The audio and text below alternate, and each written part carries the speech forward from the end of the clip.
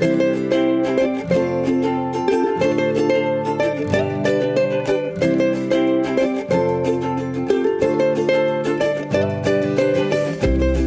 am Anna Seawolf, and this is Authentic Parenting, podcast about personal development in the context of parenting, where I explore how you can find more calm, connection, and joy in parenting through the process of self-discovery and inner growth with a trauma-informed lens. Today, we are talking about how you can become a more confident parent, the hierarchical nature of parent-child relationship, finding your true power as opposed to resorting to force and coercion, as well as how not to take things personally, what the word respect truly means, and how not to absorb the judgment of others and parent with conviction. With my special guest, Dr. Vanessa Lapointe. She's a registered psychologist, parenting educator, international speaker, and best-selling author of 2 books,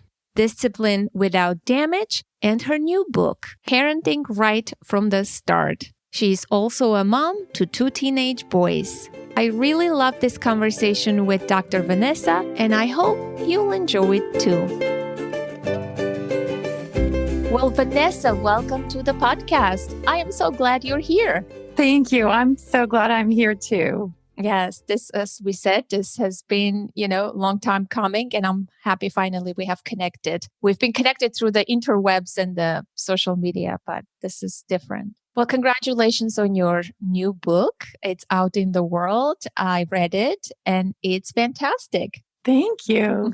Yes, thank you. So let's talk about one particular aspect that you talk about in your book, swagger. What is it? Tell us a little bit, and then maybe we can do some examples right from the beginning. Yes. So swagger is this embodiment of really believing that you are your child's best bet, that there is nobody like you that knows them inside and out, that is the so-called expert on them, and that can kind of sniff the air around them and really understand what it is that they need. Perhaps not necessarily in that very moment what it is that they want, but what it is that they need. And you are thus moved on their behalf to step in with squared shoulders and an open frame of mind and really show up in that moment and be what it is that your child needs for you to be. I think what's happened is that in our modern day parenting, with all of the very best of intentions, I must say, a lot of parents have surrendered their swagger to the world around. They're constantly looking outward for guidance and insight and direction in terms of who their children are and what it is that their children need. And it is my resolute belief that we have that wisdom and knowledge within us if we can just open ourselves to sensing it, to responding to it, to feeling it. We have everything that we need to step in and be that swaggerful big person for our children. Mm-hmm. We can end the show right here. Okay, perfect. Yes. Let's dissect this step by step.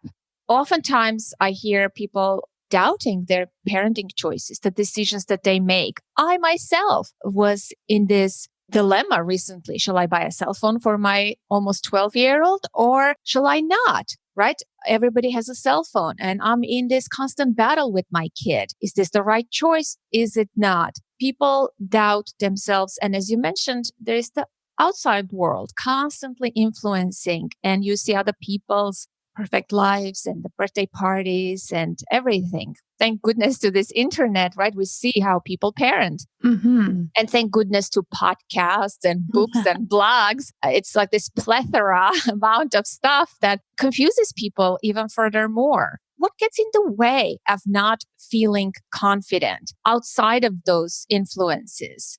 You know, I really believe that we have been programmed along the way to not be confident as parents. And there's probably a couple of layers that build up that programming. The first of those layers, I think, comes forward with us from our own childhood, whether we absorbed that programming within our home environment or absorbed it from the world around, or perhaps both. We come out of our childhood with many of us, almost all of us. In fact, I've yet to meet a human who didn't have some kind of this program lurking beneath the surface. But we come out of our childhood with the belief that we must perform in order to be accepted. And then we walk forward in time and we become parents. And never more so than in the so-called arena of parenting do we feel the pressure to perform. We don't want to mess our kids up. We don't want to be the bad parent. We don't want to have them live a life of misery because we didn't do right by them. And so we become searchers and seekers and people who are full of questions. And there's a higher power searching and a lower power searching, if you will. And that kind of angsty searching, that is programmatic searching. That's not our true selves. That's our assumed self that's come into adulthood with this sort of concern about not being able to perform well at perhaps the most important job that we will ever do. And so I think that it causes us to become not so confident and to actually surrender our power to parent our children to experts and people around us rather than really stepping in and really showing up for the children that we love so much. And so I think that gets in the way. The other piece of it is, and I think it's always so ironic to be talking about this, but of course I'm part of the parenting industry. I write the books and we're doing this interview. And so we participate in that world. And I think sometimes it's that world that contributes to this surrendering of power that many of us parents, myself included in that. I didn't escape my own childhood without that kind of programming on board, but we surrendered to that parenting world rather than really looking inward and knowing that we are full of inner wisdom for our children. I like how you say parenting industry. It truly has become an industry,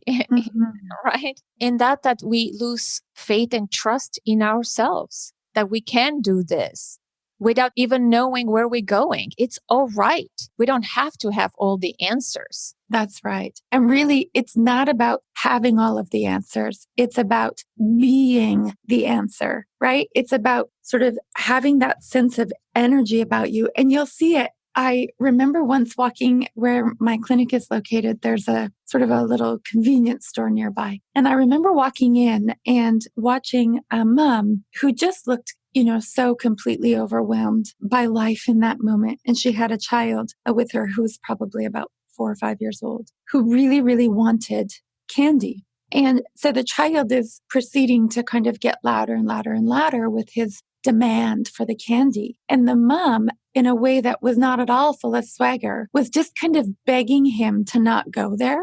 And I remember thinking, at what point along the way did you completely give it up?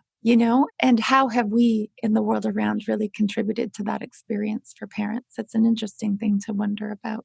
Yeah, but how can one in that moment step into their own power? And I think, we really have to tease apart the difference between doing and being. And so stepping into one's own power really requires that you have connected with the idea of that power, that you have really made sense of who you are and what it is that you bring to your child's life, how your child, from the moment they arrive in this world, has been looking for you and desires nothing more than to lean into your safe, theoretical, and concrete embrace. And when you can really get that, when you can really make sense of the hierarchical nature of the parent-child relationship and the beautiful power that comes with being a human being, part of a social species who has, welcomed a child into the world, then it's almost impossible not to step into that power. You will just feel it coming through you. And know that even as Dr. Vanessa Lapointe, you will get curveballs thrown at you all the time that have you question yourself and have you needing to look inward and do some work on yourself so that you can once again square up and step in. Yes. And there is a big distinction between power and control. I feel like people who do not have that inner power, that conviction or confidence, when they want to sort of step into that role or in that energy, they become more controlling because they are disoriented, right? Yeah, that's a beautiful word. Mm-hmm. And so we start to take charge and control the situation or our child. And it has somewhat ineffective and negative implications in the moment and lifelong. And really, it's the distinction between power and force. And when I speak of power, and I think when you're using that word power, when you go underneath power, power is founded on relationship, whereas force is founded on role. And so when I think about the role, I am your mother.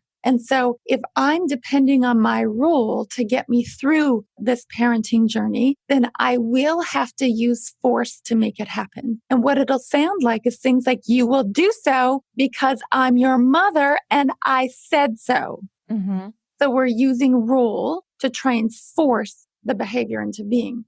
Compare that to power. And power is about relationship. Power is guided by relationship as its North Star. And so if you go underneath all of that, the child wants to do your bidding. The child wants to lean into your guidance, wants to lean into your embrace because they look upon you as a safe, trustworthy, big person in their world. And it's not that the child's always going to then just happily, from birth onward, be like, okay, cool, mom and dad, whatever it is that you say, I'm there. But rather that in their heart of hearts, they will desire a joining kind of experience rather than a counter will, full separating kind of experience. And so your true power to parent comes through the connection, through the relationship, through the leaning into the safe embrace that the relationship creates for the child. And when we can really distinguish between power and force, we can make sense of the experience underneath that for the child. This brings me to this idea of dependence and independence. And I know you speak very eloquently about this, how parents push too early for their children to become quote unquote independent, and they lose so much of themselves in that process, the facade of independence. Please speak about this, the dependence first. And what's the role of parenting anyways, right? What's the goal of parenting? Yeah. So we've been sold a line. The line is that when our children walk around in the world with this facade of independence, that our children thus are doing well. And then remember how concerned we are as parents with our own performance. We then have performed well, right? And so we've placed this incredible value on this outward display of independence. And yet, when we really understand, like if you make sense of what independence actually is and what it is that we want for our children, we want them to grow up to become adults who are full of what I will call today emergent energy, where they just have this desire to set out into the world and to do and be their fullest, biggest, best version of themselves. So let's rewind to early childhood and see how this focus on independence actually works against that. If a child, and I use the example in my book of a child who's just learned to walk, and if a child has just learned to walk, let's say they're 14 months old, 15 months old, they toddle on up to you with both hands up in the air. And what do they say to you? They say, up, uppy, right? They want to be picked up. Now, if you've bought the line that independence is everything, and you should not do for a child what they can and should do for themselves, then you might respond to your child in that moment and say, darling, you have two legs that work perfectly well. You may walk there yourself, right?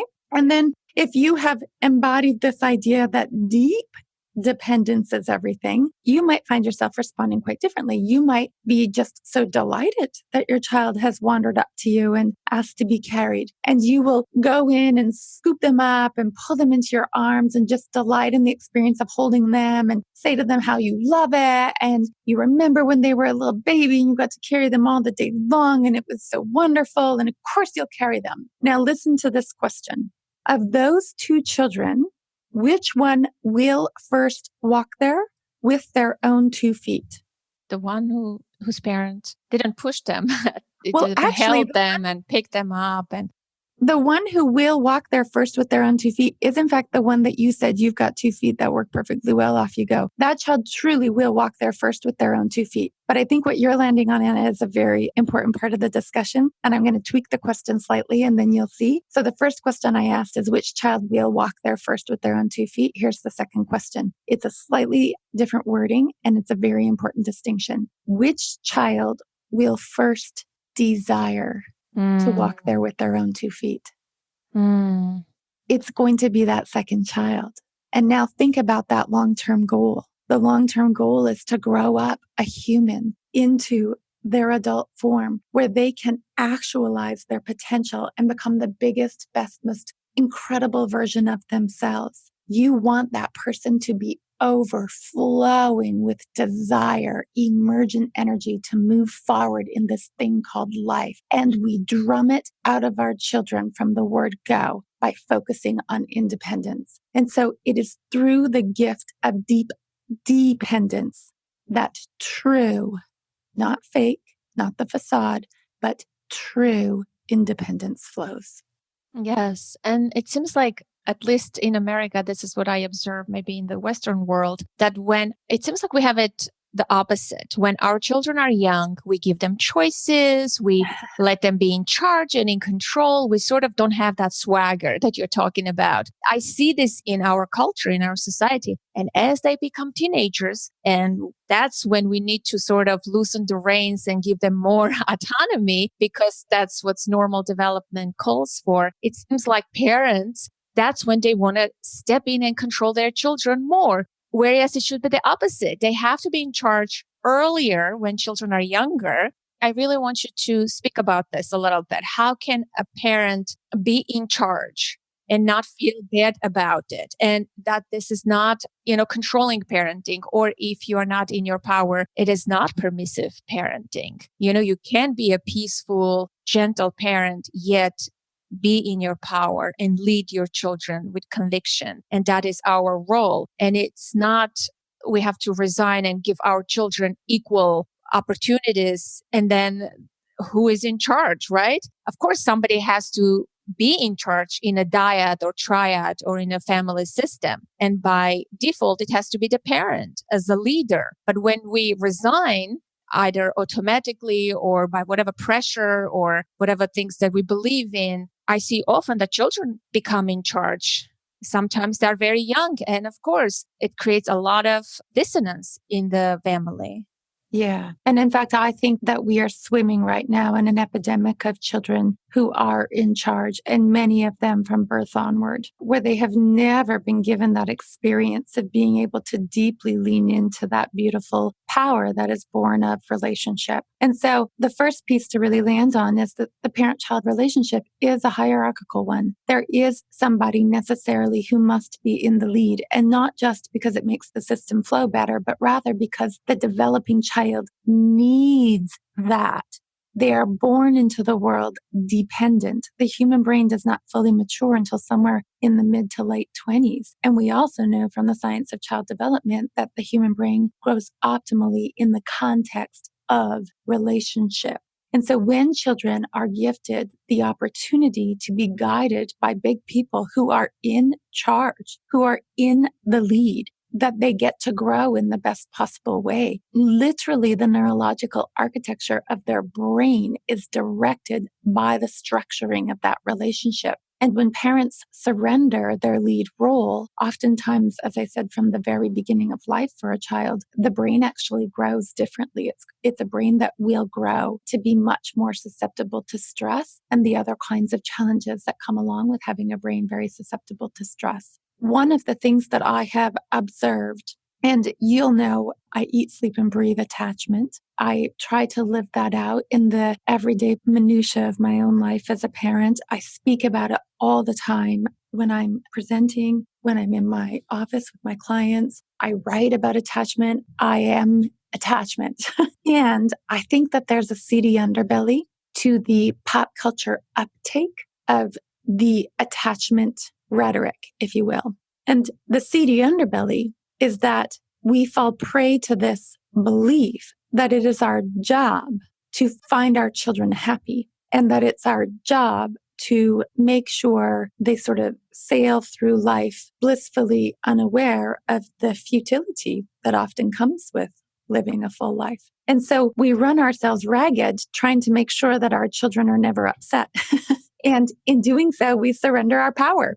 The problem is, and I've more and more lately been talking about this thing that I call the parenting mountain. And the peak of the mountain is where everybody wants to hang out as a parent. Trust me, because the views from the top are splendid.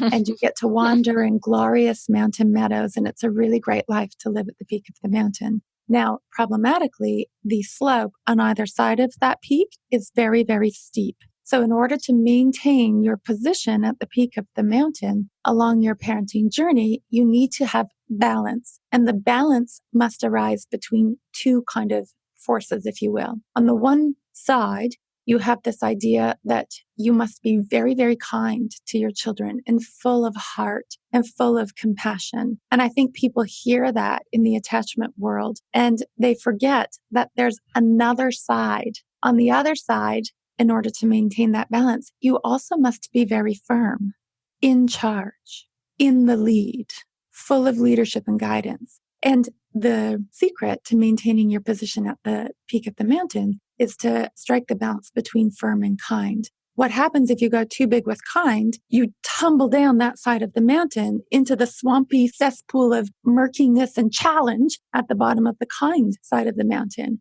And there we find the parent who's constantly overwhelmed with guilt, the parent who's just period overwhelmed, the parent who gives in, the parent who says yes when it needs to be a no, all of those kinds of things. On the other hand, if you go too big with your firm, in the absence of kind, then you fall down that side of the mountain into the swampy cesspool at the bottom side of the firm side of the mountain, where you've really just become a bully. Your child isn't actually experiencing you anymore as being in the lead. They're experiencing you as being mean. And so we have to be able to blend those things and know that if, the right answer is a no, that we deliver the no. Hi, it's Amber from Australia, and I thought I would do a special plug for Anna for her patreon.com website. If you go to patreon.com, you can find Anna on Authentic Parenting there. I really encourage you guys to get on and make a donation. When I had a chat to her recently, I asked how she covered the costs, and Anna mentioned it costs about $500 to do the episodes each month. And she was fortunate to have 8 people who were donating on patreon.com, and she would get $35 from that donation. Well, I didn't realize there's a bit of a gap there between $500 and $35. So I thought that I'd give a shout out to all the Aussie listeners there. There's a few of us, and I know how much all of us appreciate the work that Anna's doing. The guests are so interesting, and we know how much work goes into preparing a podcast. So I thought I would make a suggestion. If you guys need ideas for Christmas or you want to make a Christmas donation to Anna, let's show some Aussie love to Anna and her podcast by getting on board the donations. I've signed up for $10 a month, and I'm excited to what Anna's going to bring in the new year, and I feel great that I can show her my support. Let's talk about the how part. People always want to hear the how-tos. Oh, yes, they do. Yes, they do, because we're programmed like that also, right? And it's of course easier. It all sounds wonderful, Dr. Vanessa. Give me concrete steps. How can we do this? What do we have to let go? What questions do we have to ask ourselves? What do we have to get in touch with? How do you guide people? Yeah, so you have to be it in order to be able to come up with the do it. And the being of it is to really understand that your job as a parent is to not make your child happy. Your job as a parent is to guide them through their developmental journey so that they can be happy. And so when we surrender, again, this idea that we must perform in order to be accepted and feel like we have to have our children happy and loving us in order for life to work out, then we can really step in with swagger to our power as a parent. And that then leads us to the doing side of things. And sometimes to get parents started, because I do understand, I'm also a parent, you guys, and I'm in the trenches with you many a day trying to sort this all out. So I get that sometimes you just want a sense of what it looks like. And sometimes what I'll do is I'll offer parents sort of like a sentence structure. And so to respond and have your firm and your kind both in place at the same time, know that you must be at first. But what it might sound like is the no, ... I know, ... No, you may not have a cookie before dinner. And I know you really wanted one. I get that, my boy. I think if I were you, I'd really want a cookie too before dinner, and we will not be having one. So you see, you hold the line without being mean. You be firm and you be kind. It's about being in the lead and doing so with all sorts of heart and compassion around you. Or not feeling bad. Sometimes people say, no, you can't have a cookie or whatever. And then after a few trials, the child is annoying the parent. The parent goes, okay, you can have it. I think the parent has to know first what's a no and why the parent says the no, right? That the why, it has to have a weight. We can't just say no because we're lazy, because, right? Or we don't know why we're saying no. Right. I feel like sometimes people say no automatically because that's, again, part of the programming. It is part of the programming. And I think one of the most valuable questions that we can ask ourselves as human beings, especially when it comes to being a parent, is to go to the root of intent. Why are you saying no? What's your intent? And if in that intent, it's to maintain power or to just cause, and you don't actually even have an answer, then maybe you want to question yourself in that a little bit and understand programmatically what's going on for you underneath the surface. Why is your knee-jerk a no when sometimes it can be a yes? I know. I always bring an example of when my daughter was 9 years old. She wanted to color the tips of her hair purple. And of course, my first initial response is no, right? Because I'm not thinking about this. People will judge me. People will say, why are you allowing this? What kind of parent are you? Who is in charge? All of that. And then she won't let it go. For months, she was asking and begging. And then I sat down one day and I'm like, why am I saying no? Oh, such a good question. Why am I saying no? She wants to color the tips of her hair. What's the worst thing that will happen? Right? And then when I examined my values, my intent, I saw that I had nothing.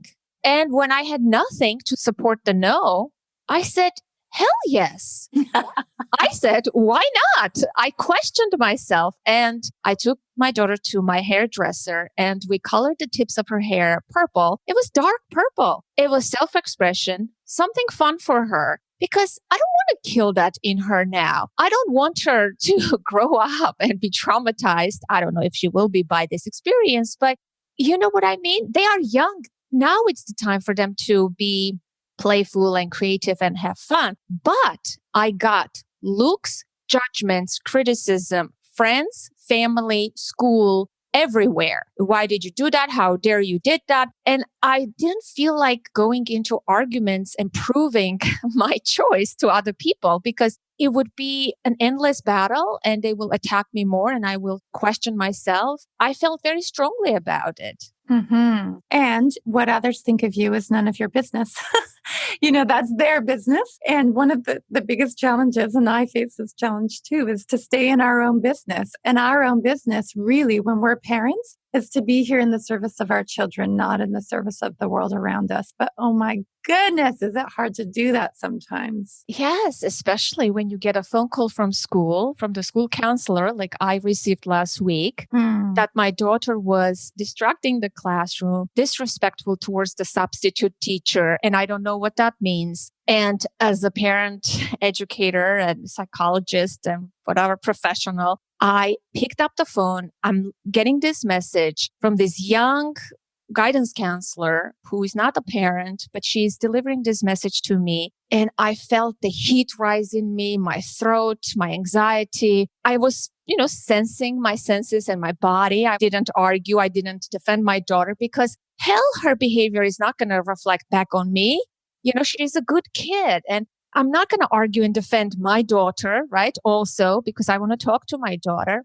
Anyways, it was a very difficult conversation. And I said, thank you for letting us know. I said, what do you want me to do? She said, maybe you can have a conversation with her. I said, I will. And I did have a conversation with my daughter, but let's face it, how can I influence her behavior in school, right? There is other factors that influence her behavior. It's not like I'm a bad parent because, I don't know, she did something in school. Right.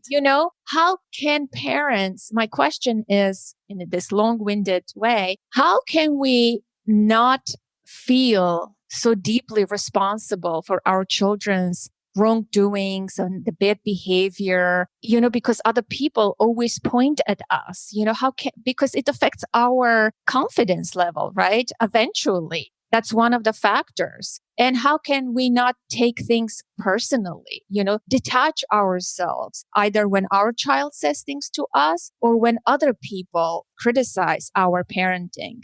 Yeah. And this is the secret to life, right? How can we not be at the effect of the world around us and rather be guided by our own inner truth or wisdom?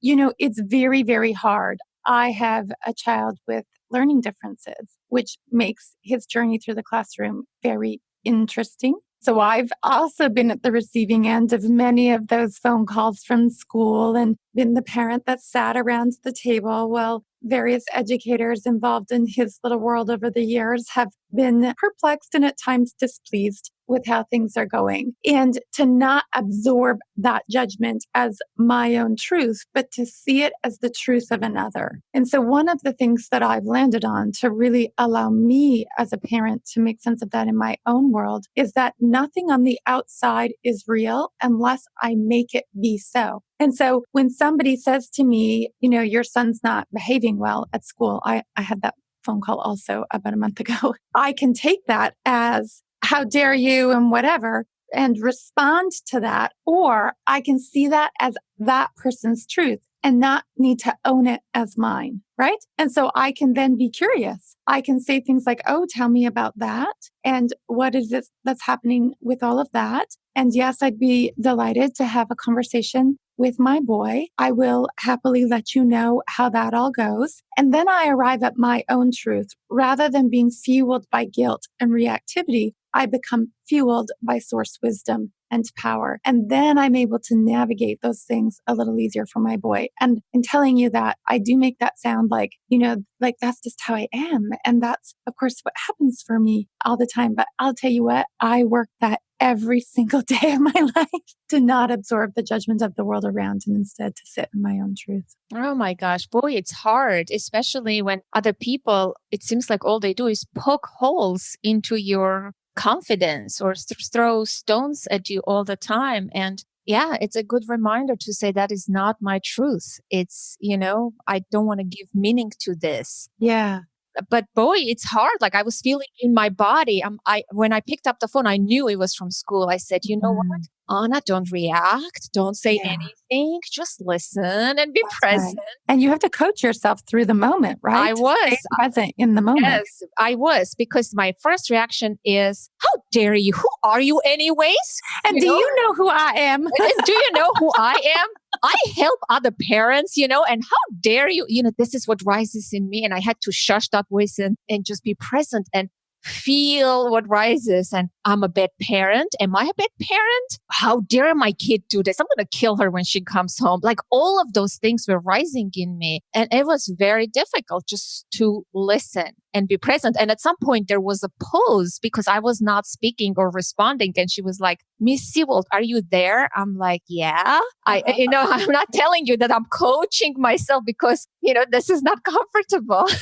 One of the things that my own counselor really helped me to make sense of in my life was that every time we're feeling that wave of emotion, and you can feel it in your body. Like it literally, I love how you said it was like rising, like you can feel it rising up and like a wave passing through your gut and passing through your chest. And it's changing probably your body chemistry and your heart starting to race and all of these things happen. That all reaction is actually age regression. And so psychologically, cognitively, emotionally in those moments when we are at the effect of judgment or at the effect of somebody else's reaction to us and or by extension to our child, we actually become age regressed and we turn into our 3-year-old or our 4-year-old self who once upon a time was made wrong for who they were. And, got in trouble for not sharing, even though the 3 and 4-year-old brain is completely incapable of understanding what it is to share. We make children from very, very young ages wrong for being the very ones that they are. And then we grow up as adults. And in these moments when we feel these big waves passing through us and we're at the effect of things going on in the world around us, we actually revert to our 3 and 4-year-old self. And unless you can stay grounded in the moment and have some kind of a script, like the example that you just gave, to hold yourself in that moment, you will then begin to react as though you are your 3 or 4-year-old self, right? Which would be to actually say those things. You're not the boss of me. And in our adult world, it's like, do you know who I am? And who are you? And who do you think you are to be saying these things to me? And so it's, a constant journey. And one of the key themes that I keep coming back to in my work is that we must grow ourselves in order to grow our children. Amen. Yes, that's what we're doing with the podcast and with the work. But to go with what you said and to give a little more context to the story that I shared, I think this is a good example to speak about those themes using this example. So my daughter, when she came home, of course, even before I said I received the phone call, she was already, you won't believe what happened. So she started approaching me. And she's like, you won't believe, mommy. I can't believe this woman is our guidance counselor. She thinks there's something wrong with me. She thinks I have ADHD. She took me out and she asked me questions that, are you able to, do you need a focusing toy? Do you need this? And she's like, I know why she's doing. She wants to label me. She wants to think that I am special needs. And she was so offended by this. And I said, what happened? Like, what did you do even? And it was not even a major thing, to be honest. One of the kids, they didn't listen to the substitute teacher. One child exited the room. The rest followed. Something like silly. They want to be cool. It's middle school. They all want to disrespect, I guess, the substitute teacher and not take her seriously. Something of that nature. But my child was not the originator of the problem. I'm sure other parents received the phone call that day as well. But somehow, my child felt singled out because this was not the first incident she had with this guidance counselor. And I hope he's not listening to the podcast because then I will be in deep trouble. But you see what I'm saying? They made her believe that there's something wrong with her. Let's label her. She's being disrespectful. And what does this word even mean? Like, that's the first battle I wanted to have with this woman. Because respect and disrespect means different things to different people. What she considers disrespectful act, for me, it's totally understandable and I don't use that label. So, my dear friend, Dr. Vanessa Lapointe, let's talk about this word. It's emotionally charged, brings up a lot of stuff for a lot of people. And let me ask you then first, what this word brings up in you from your childhood, growing up in a very religious home, and then we can go from there. I grew up in this religious home, and the concept of respect was drilled into me from a very, very young age at Sunday school and by the other adults in my life. And to me now as an adult, having kind of made sense of many of those experiences, respect to me speaks of a neediness in the adult for me to behave a certain way so that the adult can feel okay about themselves. Oh boy, that's some heavy truth, woman. Yes. Right. And so you can imagine, so there's this thing called counterwill, a concept. Dr. Gordon Neufeld. Gordon Neufeld has made the concept very popular, but Otto Rank was actually the first person to talk about. That's true. Yes. But Gordon Neufeld, since you are all Canadians, guys. And not only Canadian, but Vancouver, West Coast. Yes, exactly. And Gordon's a brilliant man who weaves together so many pieces of the child development world and does so in a way that allows parents to make brilliant sense of who their little humans are. I have incredible respect for that man's mind and the gifts that he's brought to this world. And one of the things that Gordon talks about, and of course, Otto Rank put forward, is this idea of counter will, where we will, as soon as we have this sense that somebody else is wanting us to do their bidding, we have this kind of innate reaction to resist it, to want to do the opposite, unless we are deeply connected in an attachment kind of relationship. And if you think about that from a even just evolutionary survival kind of mechanism, you don't want your kids doing the bidding of strangers, right? So you want your children to have this inclination to resist the influence of those to whom they are not well attached. Whether that's an overarching relationship that hasn't been sort of taken care of, or just in the moment, like if I barge in and demand that my kids put away their stuff and come to dinner without having cultivated a bit of connection and relationship first, then they're never coming to the dinner table happily, right? But if I'm like, oh, look at what you've got going on, this Lego creation is really incredible, blah, blah, blah, then they'll desire, once I say, oh, and also, I wanted to let you know it's dinner time. I'm going to need you upstairs and at the table in 2 minutes with your hands washed. Cool. You see what you've done is you've connected to override the counter will. Anyways, when children have this sense of neediness in their parents, their teachers, their big people, then they have an internal reaction to that, and they don't want to have to take care of you. It is not a natural thing for a child to be taking care of their big people. And when we come forward with the "you must respect me" rhetoric, we have that drive because we have this need in us for the child to behave in a certain way so that we can feel okay about ourselves. And the child's going to react to that. And the reaction is going to be that they're going to do exactly the opposite of what you want. And so if you want a child, like if you think about what are we driving at in terms of the outward appearance of this so-called respect, what we're driving at is that the child's kind of, happy to sort of roll along with what it is that we need for them to be doing, for things to go smoothly and for it all to kind of work well. But the way that you get there, go back to power versus force. You get there through power nurtured by relationship. You don't get there through force. And this demanding of respect is a force-driven concept founded on role as the way that you're going to get your way through with a child. And it's not going to go well. I'll tell you that right now. And the root of that, I want my child to behave in a certain way so that I can feel good about myself and my parenting. It looks good on the outside, is unworthiness, is shame, is probably deep-rooted sense of really shame that we need to use our children to our sense of self. And that speaks to me of trauma, right? You're broken, you're disconnected from your true authentic self, and you use anything and everything, including your children, to boost that, to give you that sense of completeness. I'm good enough. I'm doing well. Look at my children. They're dressed ever so perfectly with their bows and nice dresses. It's kind of sad when I say this. It's kind of sad how many of us fall for this. You're right. I mean, really and truly, the way that parenting has gone is that we will be at the effect of our own childhood. And all of us learned at some point along the way that we exchange performance for love. And so then we become parents ourselves. And oftentimes, not all of us, but many of us will have learned that at the hands of our often well-intentioned parents, but we learned it at their hands nevertheless, that when you perform well, you get loved. And then we come forward into our own adulthood and we become parents. And when we become parents, we actually re-enter the intimate space of the parent-child relationship for the second time.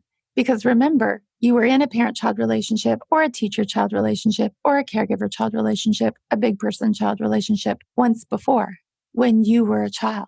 And so now we come forward into adulthood. And of course, we end up using our children to service this need in us because we're actually, through the trauma trigger of that wound, thrown back into that loop. We don't know any other way. And the vast majority of parents will engage in that loop of demanding performance, demanding respect, demanding obedience from their children so that they then can feel okay about themselves without even knowing what they're doing, without even getting that it's being driven by a subconscious program laid for us, written upon our very souls when we were children. So then what is respect, true respect? How does it look like? Yeah, so it's kind of like how we distinguished between dependence and independence and how you walk forward from there. And so if you want to grow a child into an adult, and remember, children are not tiny adults, they're developing humans. And so it's not going to present in this form early on because they're developing humans, but it will grow into this over time. If you want to grow a child into an adult who has deep care and compassion and empathy for humans and the world around them, then you must offer that to the child while they grow. You be respect to your child, which means that you are not an intrusive parent. It means that you are a parent who sees your child for the very one that they are. It means that you are a parent who does not make their child wrong for having a 1-year-old brain and a 2-year-old brain and a 4-year-old brain and a 7-year-old brain and a 15-year-old brain and a 21-year-old brain, that you champion them along that course of development. Well, putting up the appropriate sort of boundaries and bits of expectation and other things along the way so that they can be guided through that safely. And when you offer your child the experience of growing in an environment that was absolutely full of respect, they will grow into an adult who is absolutely full of respect. You don't teach it, you be it. Yes, well said. Even with all of that said, I know someone out there is going to say, yes, but what do I do when my child speaks to me disrespectfully? Says, Mommy, you are mean. Mommy, I hate you, or things like that. First of all, do you consider those kind of comments by a child of any age disrespectful? Not at all. That is the child's job to say those kinds of things. First of all, because they are a growing little human and their brain is not going to be able to always mix in a way that allows for it to override impulses. And so those words will escape their mouth. Those feelings that they're having inside will spill out over to the outside of them. And this is all normal and healthy and absolutely to be anticipated if your child is growing in the best possible way. That is not disrespect. That's healthy growth and development. What is disrespect is to shame the child and make them wrong for being the very one that they are. And now when I say all of that, you might then have parents listening who are like, okay, so like you just let them get away with that? So your parent calls you a poo-poo bum-bum head, or you are the meanest mommy that ever lived. I hate your guts. And you just be like cool and let them run. No, you step in and you do so by being kind and firm at the same time. And respectful, because if we are disrespectful in that moment, then we're teaching the disrespect, the very thing that we want to uproot. Not to interrupt you very much, but my daughter, I just remember, she's like, she was being disrespectful. The guidance counselor. Isn't your daughter the wisest human? She's like, Mommy, I wasn't disrespectful. She was disrespectful. And I'm like, oh gosh, this is so hard to hear as a parent. A child pointing a finger to an adult and saying she was being disrespectful. And in my old programming, I'm like, I just want to say, shut up. That's being disrespectful. How dare you say that about another adult? You know what I mean? This internal battle was inside of me because of this one incident. It made me feel doubtful, less than, and I hate every moment of it. Yeah. Oh, I feel you. I feel you. Go ahead if you haven't forgotten your thought. Yeah. In that moment for your daughter, and in that moment for all of us, when we hear something from our children that might be misconstrued by our old programming or by the outside world as disrespectful, just take what my good friend Maggie Dent, who's a wonderful parent educator from Australia, what she says is take that moment and do the parental pause.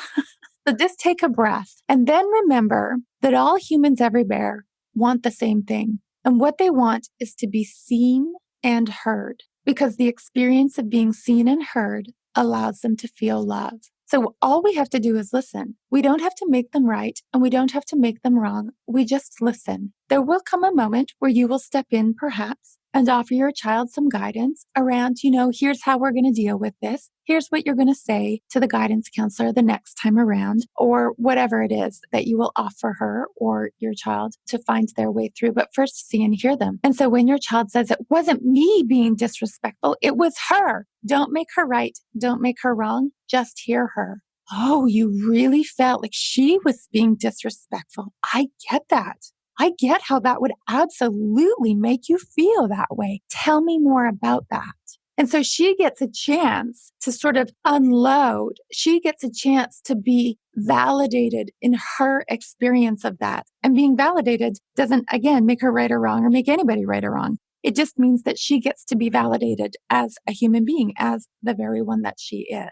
And then once you've really, really heard her, you might then step in and say, okay, so here's what I'm going to do, my love. I'm going to talk to the guidance counselor. I'm going to sort through this and I'm going to let you know how it's going to go when you head back to school on Monday or whatever it is. And so really give them that opportunity to feel seen and feel heard. And then step in. Oh, heavy stuff. Right? Yes. So your boys are teenagers now, correct? Right. My oldest boy is actually turning 16 next week, if you can imagine. And my youngest boy is 12 and a half. He'll be 13 in the spring. And what kind of growing do you do these days in your parenting journey? What's rising for you? What are the things that make you look at your programming or at your childhood, perhaps?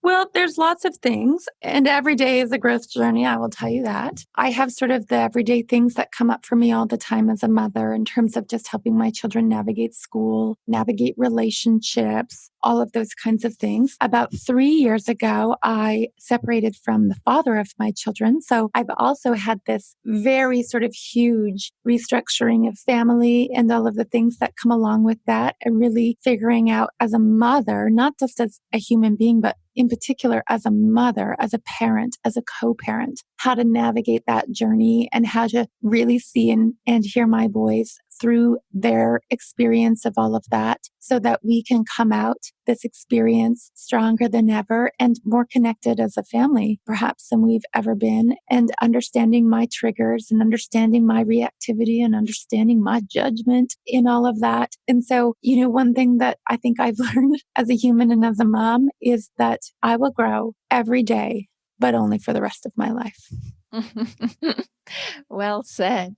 And before we say goodbye, I would love to ask you my final question. What inspires you in life in general? I pull my inspiration in life in general by the lived experiences that I get to have every day. And certainly my journey as a mother with my own 2 children has been absolutely inspirational. It has at times brought me to my knees, and always it has been inspirational. And I chose to work in the field of child psychology, which means that I get to be around mostly parents and seeing their children through their eyes, but also sometimes directly around children. And I get to watch the incredible power of the human spirit. I get to see every day what it is to be resilient. And I get to see every day how children, families can come up against, really and truly some of the most challenging experiences. And not only do they survive them, they thrive through them. That's inspirational. Thank you so much. Thank you.